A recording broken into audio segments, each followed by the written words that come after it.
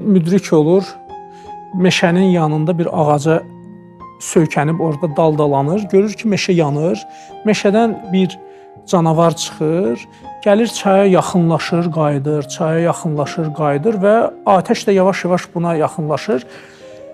Sonuncu dəfə artıq görür ki, yanacaq, özünü atır çaya və çayı keçir. Yanğın sönür, sönəndən sonra bu müdrik kişi yaxınlaşır çaya, maraqlıdır ki, görüm nəyə görə bu çaya bir neçə dəfə gəldi, qayıtdı. Baxır, görür ki, çay o qədər durudu ki, ora baxanda insan öz şəklini görür. Bu canavar çaya yaxınlaşanda öz əksini orada görürmüş və arxada atəş, qabaqda da vəhşi bir canlı düşünür ki, mən çaya atlansam o vəhşilərlə üzləşəcəm. Bunu bir müdrik sonra nəticə çıxardır. Deyir ki, qurtulmaq üçün, atəşdən qurtulmaq üçün ən birinci keçəcəyin maneə sənin özünsən. Sən özündən keçməyənə qədər, öz ayağını öz nəfsinə qoymayana qədər sən irəli gedə bilmirsən. Narsist şəxsiyyət də bu cürdür.